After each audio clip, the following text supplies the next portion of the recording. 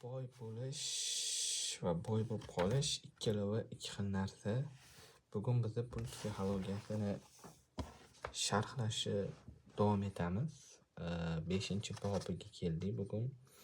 5-bobida boy bo'lish osonroq, boy qolish qiyinroq degan ma'noda yozilgan.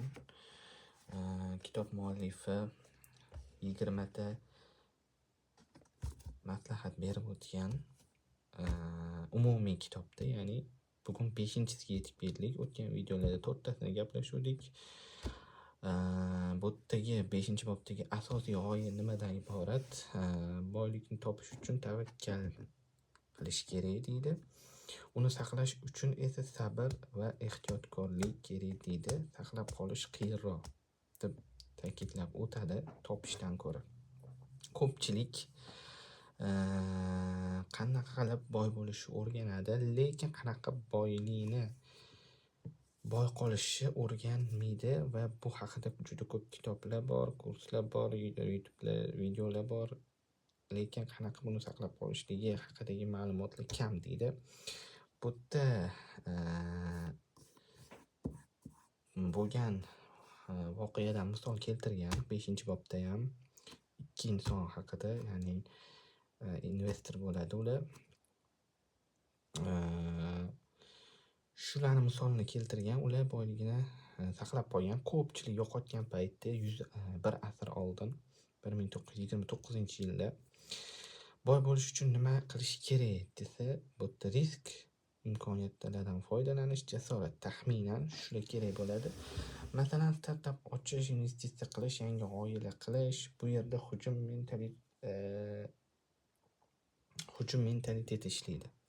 Harakat mentaliteti ishlaydi. Bu yerda ikkinchi maslahat 5-bobdagi bu yerda boy bo'lish uchun nimalar kerak? Boy bo'lib qolish uchun turroq. Bu boshqa o'yin, bu alohida o'yin, bu alohida bilim. Kerak bo'ladigan narsalar kamroq risk deydi, zaxira, sabr va egoni nazorat qilish. Status o'yinlarida o'ynamaslik desa ham bo'ladi. Kitob muallifi aytadi, boy qolishning kaliti omaddan keyin ham omon qolish deydi.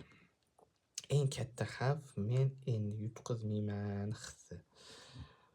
Men endi pullarimni yo'qotmayman yoki bankrot bo'lmayman degan his deydi. Bu yerda odam pul topgach o'zini dahodek his qilar ekan, risk oshirar ekan, himoyani kamaytirar ekan, shu yerda ko'pchilik yiqilar ekan. Tarixda juda ko'p investorlar bir marta katta yutgan, keyin hammasini yo'qotgan investorlarga misol keltirgan. Bu yerda eng muhim tushuncha omon qolish. Bu yerda kitob muallifi aytadi, pul o'yinida omon qolish hamma narsadan muhim. Nega? Chunki murakkab foiz ishlashi uchun vaqt kerak. Vaqt bo'lishi uchun esa bankrot bo'lmaslik kerak deydi. Agar 0 ga tushib qolsangiz, o'yin tugaydi. Kamtarlik va qo'rquv balansda bo'lishi kerak deydi. Boy qolish uchun juda ishonchli bo'lma, juda qo'rqoq ham bo'lma deydi. Juda qattiq o'zingizga ishonvormang ham deydi. Ya'ni muallif tavsiyasi bu yerda kelajak noaniq, shuning uchun rejada noaniqlik uchun joy qoldirishingiz kerak deb aytib o'tadi. Real strategik saboqlar berib o'tadi. Bu yerda birinchisi bu hammasini bitta joyga tikma deydi. Ya'ni hamma tuxum bitta savatda saqlama degandek gap. Har doim zaxira saqla deydi. Ya'ni podushka bezopasnosti bo'lishi kerak deydi. Har xil holat bo'lib qolishi mumkin. Nima bo'lishidan qat'iy nazar. 3-si bu daromad oshganda xarajatni tez oshirma deydi. Ko'pchilikda daromad ham unikidan yana xarajat ham o'sib ketaveradi. Imkon qadar xarajatni o'zini eski holatida saqlab qolish kerakligini aytadi. Katta sakrashdan ko'ra uzoq yashash muhim deydi. 4-bobning eng kuchli gapi mazmuni boy bo'lish bu hujum, boy qolish bu himoya. Himoyani ham unutib qo'ymaslik kerak, chunki gol o'tkazib yuborishingiz mumkin va oxirida yutqazasiz. Xulosa qilib aytadigan bo'lsa, 5-bobda sen tez o'sish va challenge haqida ko'p o'ylaysiz. Siz bu bob shuni aytadiki, katta risk bilan tez o'tishi mumkin, lekin uzoq o'ynash uchun ehtiyotkorlik kerak. Balans ushisiz hujum, himoya.